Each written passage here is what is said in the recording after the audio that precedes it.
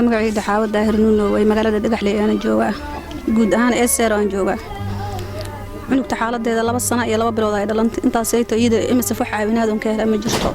kaneenka baandoolka xanuunka aqlalka markuu qabto oo maskaxda ay ku caawin moogiye wax kale hadda caawitaan aan ku helo ma jirto xanuunkan hadda waxba uu tirla siba kuleel markuu uu dhacaanay ugu daran xilliga qabowgana way roon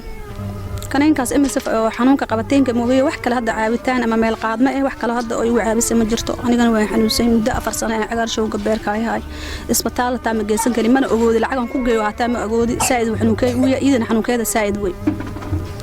xaaladeeda mitir hataa inay ii saaraan ma ay ogoodin ilaa raajo inay ii diraan wax qabasho ma lahan camal ay igu soo koobeen laf dhabarkana way xanuunkeeda barleeska CB la dhahay waxaan xanuunka wax qabasho ma laha camal ay igu soo gabagabeeyeen